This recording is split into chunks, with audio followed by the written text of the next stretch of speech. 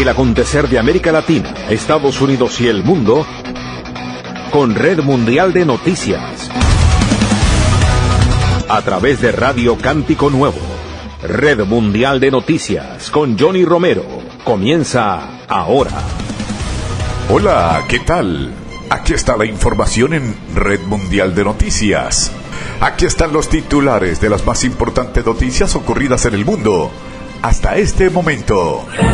Colombia y Marruecos en la lista de nuevos países seguros para limitar el asilo en la Unión Europea. El gobierno brasileño intenta contener los precios abusivos de los hoteles en la COP30. La ONU pide a Perú respetar derecho internacional tras aprobar ley que fiscaliza las ONG. Piden al Supremo de Panamá declarar inconstitucional un acuerdo de seguridad con Estados Unidos. Detienen en Costa Rica a 3 mexicanos que transportaban 840 kilos de cocaína en un yate. Juez inicia proceso para declarar al gobierno de Trump en desacato por expulsión de migrantes. Los aranceles de Trump podrían dificultar la obtención de ciertos medicamentos genéricos. Las ciudades más latinas de la Florida ceden a presiones para perseguir indocumentados. Aquí están las noticias.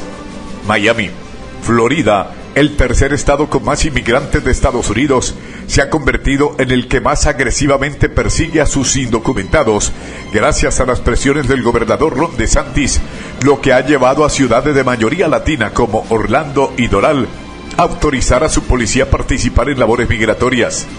En el Doral, parte de la Gran Miami, donde un 70,7% de los residentes son inmigrantes y un 48% de la población es de origen venezolano, el Consejo Municipal tiene previsto aprobar que su policía colabore con el Servicio de Control de Inmigración y Aduanas ICE, a pesar del rechazo de grupos vecinales y activistas de los derechos humanos.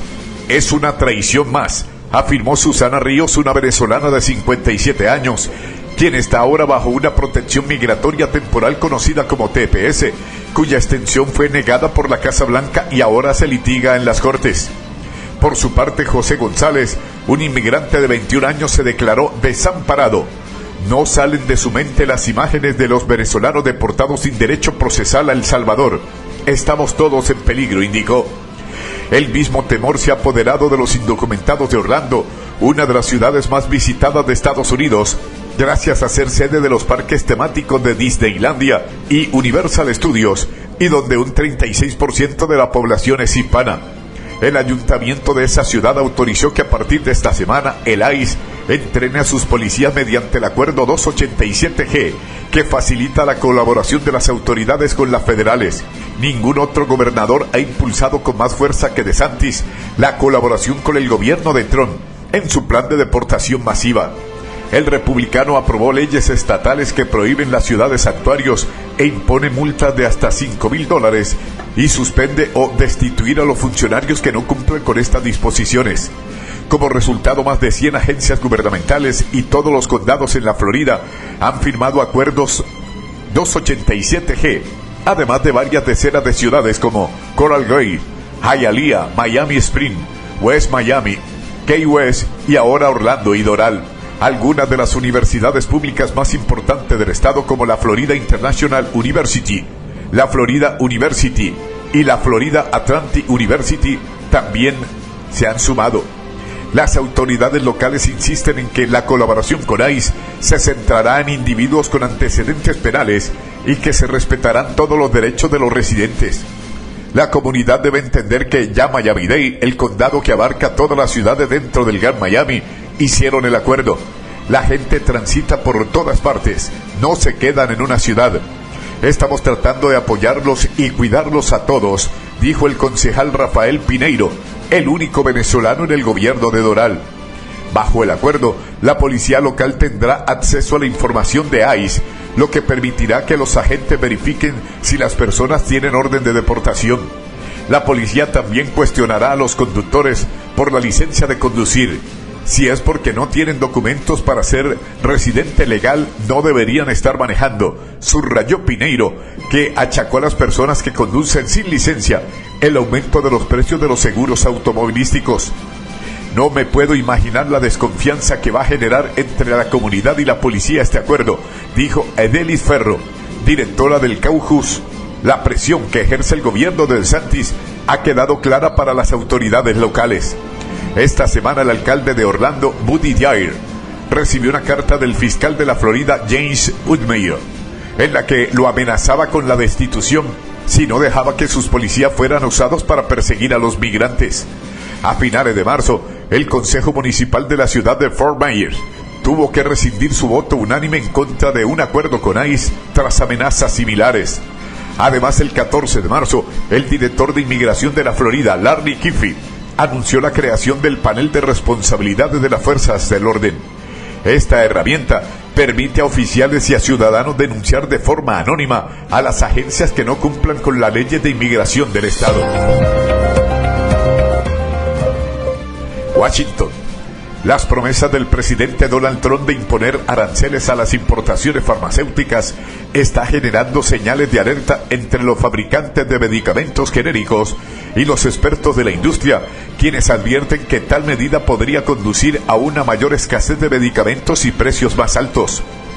Los fabricantes de medicamentos genéricos han tenido que lidiar con una creciente competencia y márgenes de beneficio ajustados en los últimos años.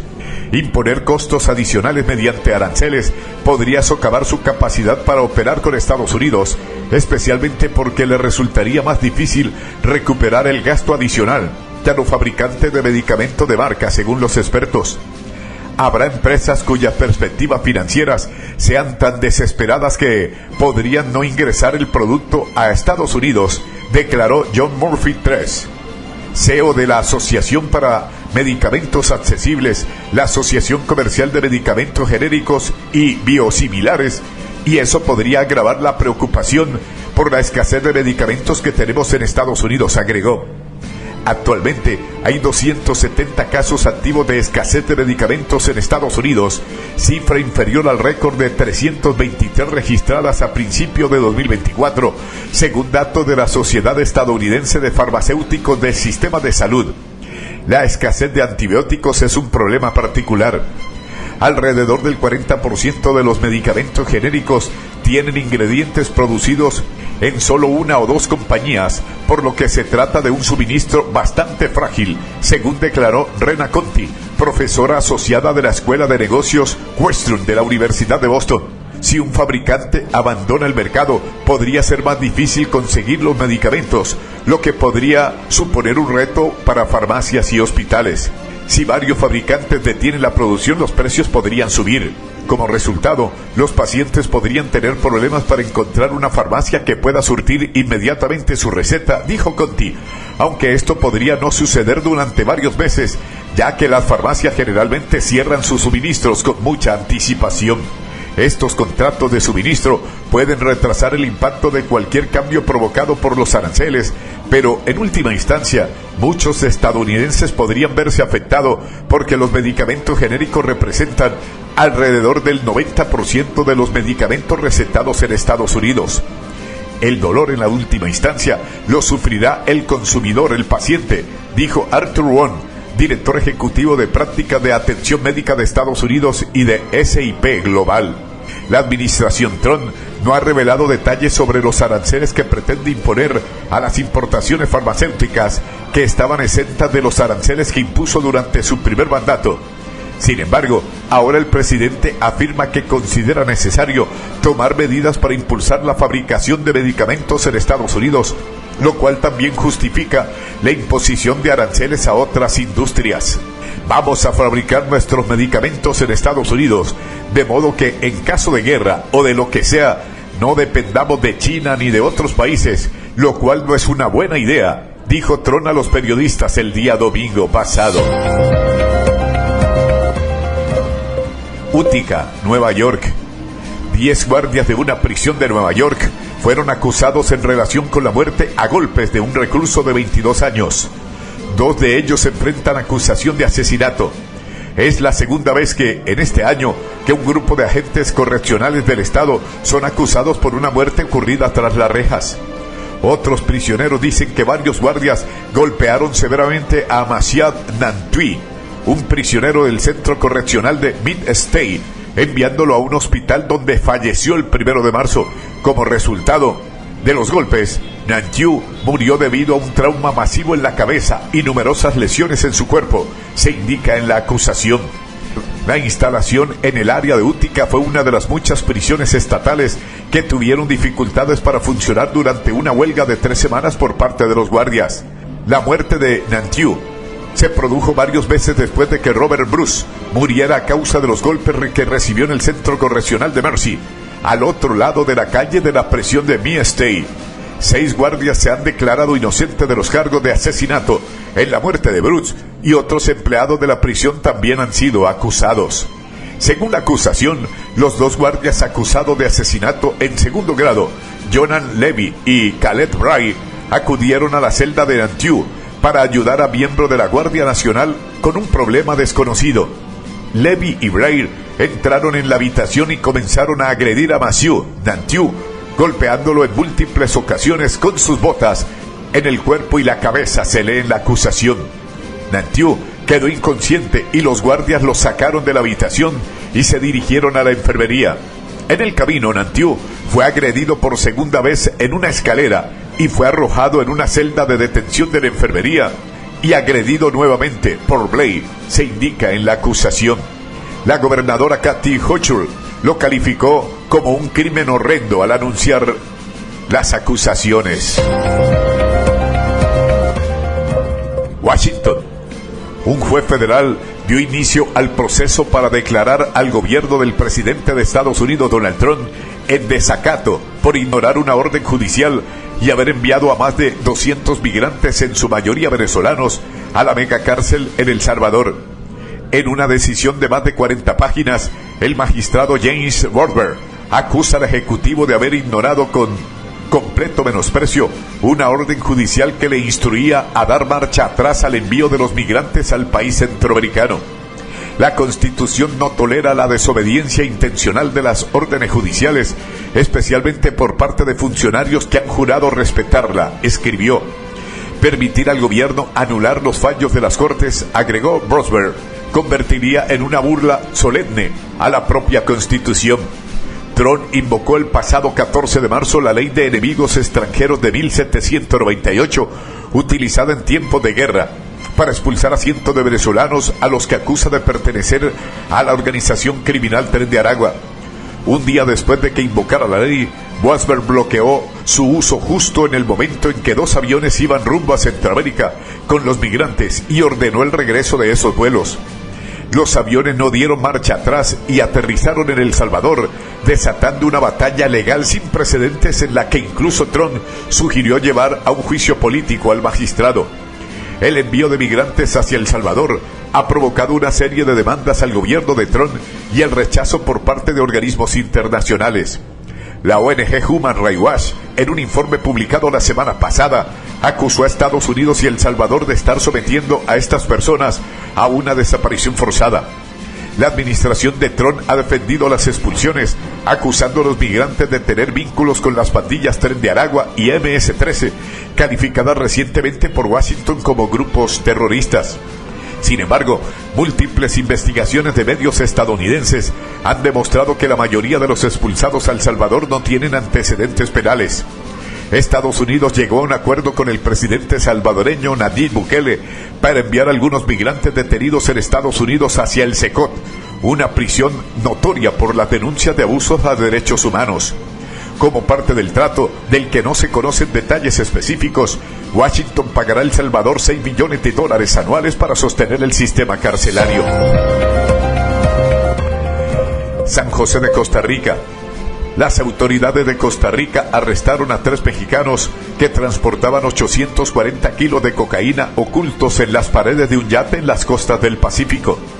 El Ministerio de Seguridad Pública de Costa Rica informó que el operativo se llevó a cabo en aguas de la localidad de Cuepos, provincia de Punta Arenas, con el apoyo de la Administración de Control de Drogas DEA, tras recibir información confidencial sobre el cargamento de drogas.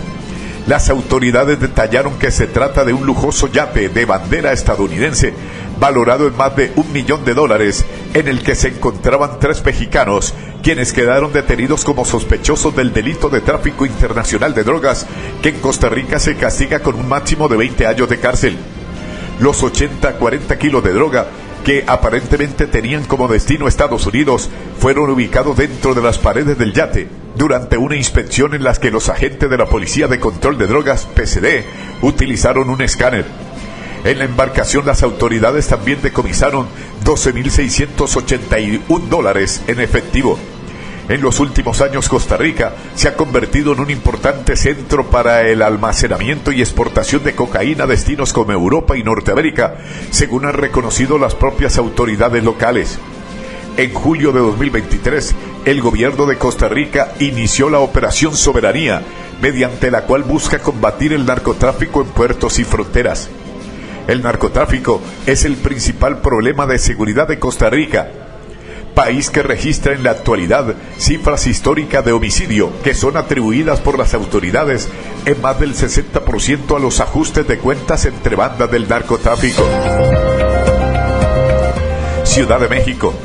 La presidenta de México calificó de dudoso el triunfo de Daniel Noboa en la segunda vuelta de las elecciones presidenciales de Ecuador y dijo que seguirá sin tener relaciones diplomáticas con ese país, rotas hace más de un año por la irrupción de las fuerzas de seguridad ecuatorianas en la embajada mexicana. No tenemos relaciones con Ecuador ni vamos a seguir teniendo relaciones con Ecuador mientras Noboa ejerza el cargo de presidente, porque él fue el responsable de la invasión a la embajada de México, a nuestra soberanía, dijo Claudia Sheinbaum durante su conferencia matutina diaria, y además fue muy dudoso su triunfo, agregó. La otra candidata está diciendo que hubo fraude. Noboa, luego de su reelección el día domingo por más de 11 puntos frente a la opositora Luisa González, apadrinada por el expresidente Rafael Correa. La Organización de los Estados Americanos, OEA, denunció uso indebido de recursos públicos en el balotaje, y la Unión Europea dijo que hubo cuestionamientos a la neutralidad de las autoridades electorales. Sin embargo, ambas entidades reconocen el resultado. La víspera, el presidente de Colombia, Gustavo Petro, dijo haber recibido informes preocupantes de sus observadores electorales, como el control militar antes de las elecciones y la presencia de uniformados con armas en las mesas de votación. Petro consideró que el gobierno ecuatoriano debe entregar las actas de cada mesa para ser verificadas. Ciudad de Panamá. La organización civil Sal de las Redes presentó ante el Supremo de Panamá una demanda de inconstitucionalidad contra el memorando de entendimiento firmado con Estados Unidos que amplía la presencia militar estadounidense de carácter temporal en territorio panameño y descarta las instalaciones de bases castrenses de ese país. Portavoces del Sal de las Redes dijeron que presentaron la acción de inconstitucionalidad ante la Corte Suprema de Justicia porque el memorando de entendimiento en materia de seguridad suscrito durante la visita al país el 8 y 9 de abril pasado del secretario de Defensa de Estados Unidos, Pete Hegseth, viola la Constitución panameña y tratados internacionales. Nosotros buscamos que el memorando se declare inconstitucional porque viola la Constitución en 6 artículos, dijo el miembro del ente civil, Juan Ramón Sevillano. Uno de esos artículos constitucionales es el 325, que habla claramente que todo lo que tenga que ver con materia de protección del Canal de Panamá tiene que ser admitido por la Asamblea Nacional, Parlamento, luego de pasar por referendo. Y este es uno de los focos más importantes que se viola con el memorando, dijo por su parte el representante legal de Sal de las Redes, José Isaac González.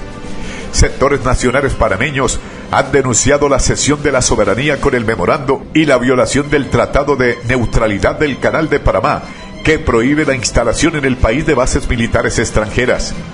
Esas denuncias fueron alimentadas por las palabras de Hegseth a su regreso a Estados Unidos al hablar de bases militares y tropas en Panamá, en un discurso lleno de mentiras, como lo calificó Sevillano.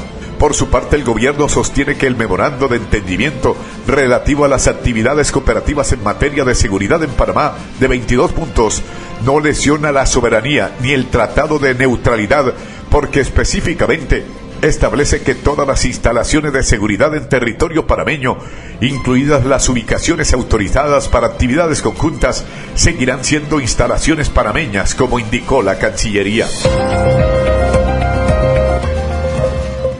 San Salvador. El acuerdo de Estados Unidos, El Salvador y la cárcel de Bukele funciona como un hoyo negro. En Estados Unidos la deportación pende sobre los migrantes irregulares como una espada de Damocles. Sin embargo, ahora esta amenaza ha adquirido una nueva dimensión: la posibilidad de ser enviado a una cárcel de máxima seguridad en El Salvador.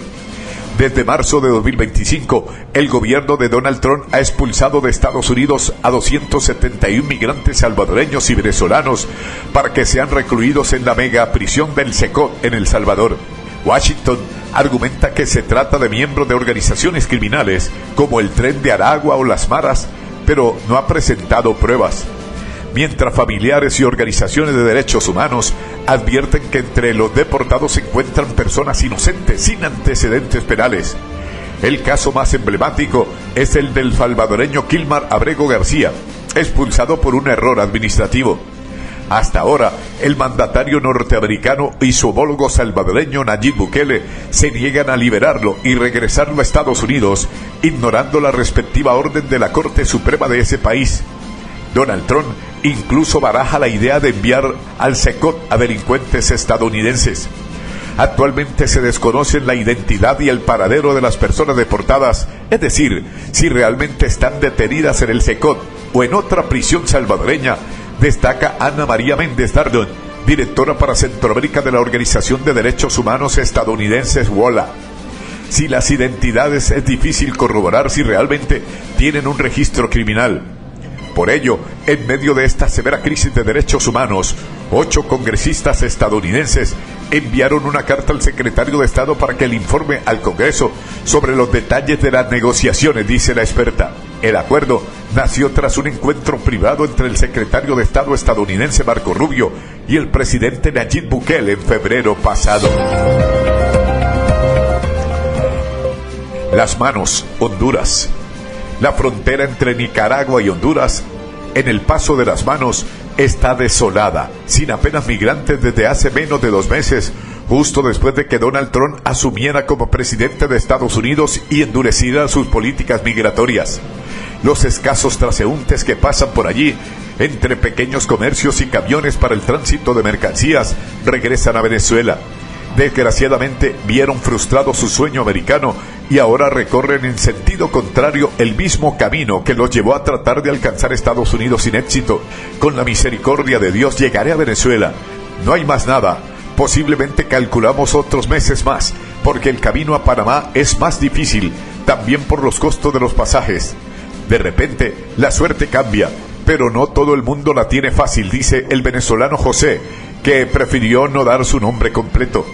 José, de 32 años, emprendió su viaje hacia el norte hace 11 meses, pero no pudo subir más allá de la Ciudad de México por las complejidades económicas y de obtener el documento migratorio necesario para desplazarse libremente por el país. Llegué hasta Ciudad de México nada más. Tuve una estadía ahí 2 meses, pero el camino es muy difícil. Los trabajos no son bien pagados. No da el recurso, no da la base. Hay que retornar. Cuenta mientras acomoda sus pertenencias a la espalda. Él y otros 29 venezolanos más acaban de llegar hasta la línea divisoria con Nicaragua en un bus de ruta en el que se subieron en otra ciudad hondureña. Así es como emprendieron su regreso desde México y cómo continuará. De bus en bus, trocha tras trocha, pasos ilegales y a pie. Ese ínfimo número de migrantes refleja la caída del flujo migratorio por Centroamérica, como recuerda la coordinadora del proyecto Resiliencia de la localidad del Paraíso de la Cruz Roja hondureña, Luz Emilia Funes. Ya no hay migrantes hacia el norte, ahora quieren regresar a su país, del que salieron en busca de algo mejor. Lima. El alto comisionado de la ONU para los Derechos Humanos, Volker Turk, pidió al gobierno peruano que respete sus obligaciones en el ámbito del derecho internacional, después de que el Ejecutivo aprobara una polémica ley que supervisa las labores de las organizaciones no gubernamentales. Volker Turk solicita al gobierno peruano que respete sus obligaciones en virtud del derecho internacional y que proporcione y protege un entorno propicio en el que la sociedad civil pueda desempeñar su papel esencial en la defensa de los derechos humanos, indicó en un comunicado difundido por el alto comisionado de la ONU. Brasilia. La ex primera dama peruana Nadine Heredia, condenada a 15 años de prisión junto con su esposo, el expresidente Ollanta Humala, llegó a Brasilia amparada por el asilo diplomático concedido por el gobierno de Luis Ignacio Lula da Silva. Heredia arribó en un avión de la Fuerza Aérea Brasileña FAB, enviado a Lima, una vez que las autoridades peruanas otorgaron el necesario salvoconducto negociado por el gobierno brasileño. La ex primera dama fue condenada a prisión y poco después de conocer la sentencia se presentó en la embajada brasileña en Lima, donde solicitó formalmente el amparo que fue concedido casi de inmediato. Brasilia. El gobierno brasileño negocia con el sector hotelero una alternativa para frenar la especulación y los precios abusivos de alojamiento en la ciudad amazónica de Belén, sede de la próxima Conferencia de las Naciones Unidas sobre el Cambio Climático, COP30, informaron fuentes oficiales.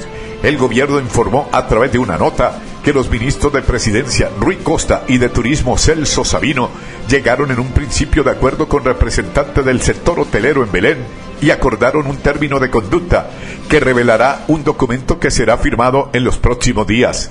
El comunicado dice que el objetivo es que la ciudad reciba las 50.000 personas que se calculan acudirán a la COP30 sin la práctica de precios abusivos en la red hotelera. Bogotá. Marruecos y Colombia figuran en una lista inicial de 7 países de origen seguros propuestos por la Comisión Europea, CE, para poder devolver a los migrantes irregulares en la Unión Europea. Los otros países son Bangladesh, Egipto, India y Túnez. La CE incluye también a Kosovo como país de origen seguro, aunque hay algunos Estados miembros que no lo reconocen como país. Además, la Comisión considera que los países candidatos a la adhesión a la UE cumplen en principio los criterios para ser designados como países de origen seguros y que solo serían excluidos en determinadas circunstancias específicas como violencia indiscriminada, situaciones de conflicto, indicó Bruselas en un comunicado. Por otra parte, el Ejecutivo Comunitario propuso acelerar la puesta en marcha de 2 elementos previstos en el Pacto Europeo de Migración y Asilo, cuya entrada en vigor está prevista para junio de 2026. Bogotá. David Suárez acudió a un puesto público en Bogotá para vacunarse contra la fiebre amarilla. La medida no estaba en sus planes, pero atendió el llamado que hizo horas antes el presidente Gustavo Petro, quien declara la emergencia sanitaria y económica por un nuevo brote de la enfermedad que ha dejado más de 30 muertos, especialmente en el Tolima. Me vacuné por 2 razones, una personal, por salud, porque voy a viajar, y segundo, por una razón social, que es simplemente acatar lo que nos ha dicho el presidente y tener conciencia que esto es un problema de todos, aseguró Suárez, un docente de 39 años. Así como Suárez, decenas de personas aguardaban en una fila para recibir la vacuna en el terminal de transportes terrestres, el punto central desde donde parten viajeros hacia diversas ciudades, con especial afluencia en temporadas como la Semana Santa. Amigos oyentes, por el día de hoy llegamos al final de Red Mundial de Noticias. Mi amigo personal Federico Santiago y Johnny Romero les acompañamos. Les invitamos mañana a nuestra emisión diaria de noticias. Que el Señor les bendiga. Hasta pronto. Bye.